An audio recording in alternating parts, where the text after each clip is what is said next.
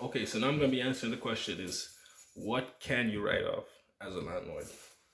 The biggest write-off you're going to have, guaranteed, is going to be the interest on your mortgage. So the easiest way to make this, actually take my jacket off. He's pretty hot in here. The easiest way to make this for you guys to understand is the interest on your mortgage. For example, let's say you have a $2,000 mortgage.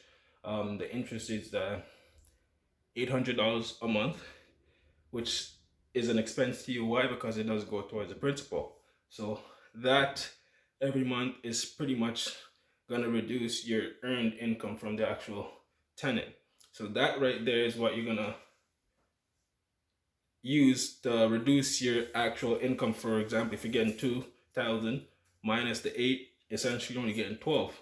So you're gonna have to find other ways and able to write that 12 off. There's a lot of ways around it. For example, you could have your maintenance expenses, your upkeeping, if some guys do it, but I don't. If you wanna essentially say your property is depreciating in value, which is not, it's just like wear and tear. You could say you're gonna need a new, like a lot of people do it where they reduce their property by claiming it as a tax deferral thing, but I don't do it. Why? Because in the long run, you're gonna get taxed on it anyways. So you might as well just find other ways around it. But you could write off your gas that you have to commute here. If you buy food, when you do come here, the carpet cleaning, that's an expense, so that's a write-off. When the property is vacant, if I have to pay anything like the hydro, which I have to pay for this month, even though the property is essentially is rented out, but it's not occupied by the tenant, so I have to cover this month. So you have to have all that in consideration if you're gonna be a landlord. You have to be quick on the turnover. It's better to have your turnovers overlap so you don't have to pay anything. But for me, it was in such a situation where my new tenants don't want to move until January 1st, and my old tenants move out on the 10th of December.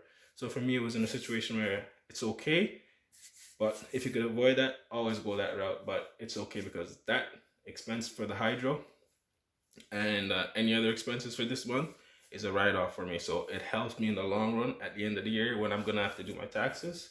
So just consider that when you guys plan on purchasing, and anything such as like your lawnmower, anything you spend on the property. Anytime you come here, keep every single receipt, because that is a tax write-off. A lot of people don't know that. They always ask, how could you write that off when you don't have the property under your business name? It doesn't have to be under your business name. It's just because it's a business. And most people don't seem to understand that. But that's the best part about owning a rental property. It's a write-off, tax reduction. So consider that. That's one of the perks.